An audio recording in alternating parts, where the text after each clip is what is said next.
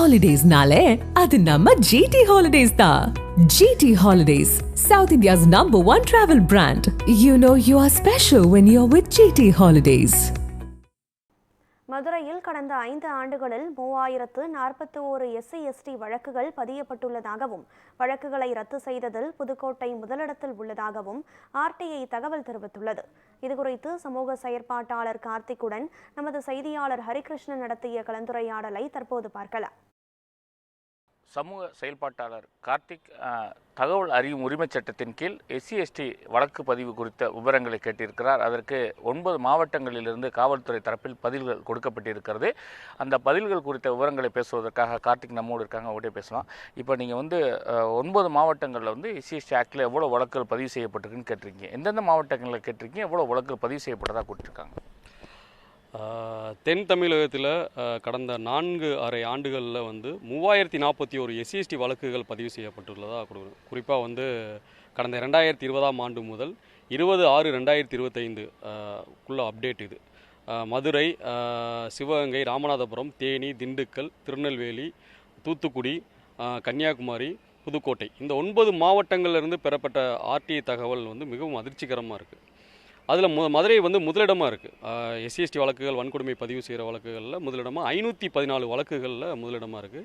இரண்டாவது 465 வழக்குகளில் தேனி மாவட்டமும், மூன்றாவதாக புதுக்கோட்டை மாவட்டம் 440 வழக்குகளில் இருக்கக்கூடிய ஒரு விஷயம். அதே நேரத்தில் மொத்தம் பதிவு செய்யப்பட்ட 3041 வழக்குகளில் இன்றைக்கி 509 வழக்குகள் உண்மைக்கு புறம்பாக, அதாவது மிஸ்டேக் ஆஃப் ஃபேக்ட்டுங்கிற பேரில் தள்ளுபடி பண்ணப்பட்டிருக்கு. அதில் 124 வழக்குகளில் புதுக்கோட்டை மாவட்டம் இன்றைக்கி முதலிடத்தில் இருக்குது.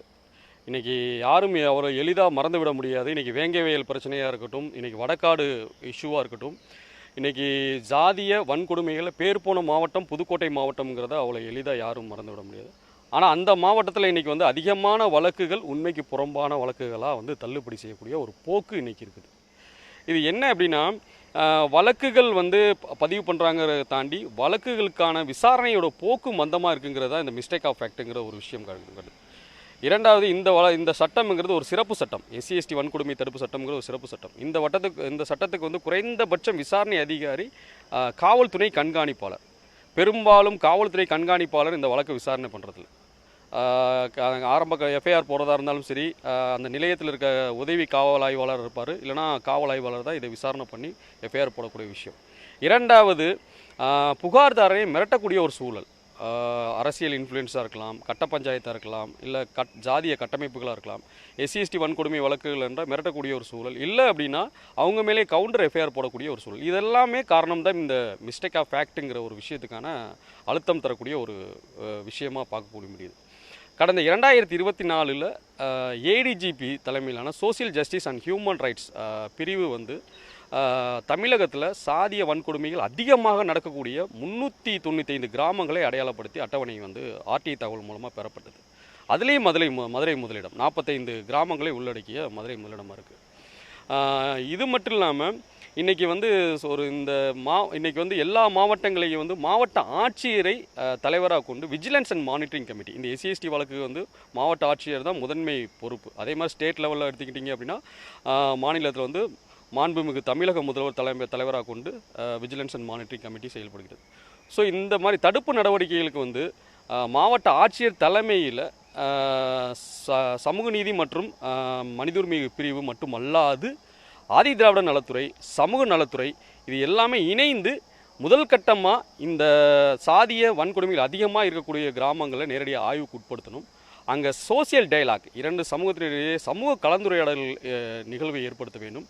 சமூக நல்லிணக்க கிராமங்கள், ரோல் மாடல் கிராமங்களை உருவாக்க நடவடிக்கை எடுக்க வேண்டும். இதெல்லாம் இருந்தால்தான் இது போன்ற சாதிய கட்டமைப்புகளும் சாதிய வன்கொடுமையிலும் தடுப்புக்கான ஒரு மெக்கானிசமாக இங்கே இருக்கக்கூடிய விஷயமாக பார்க்கப்படுது.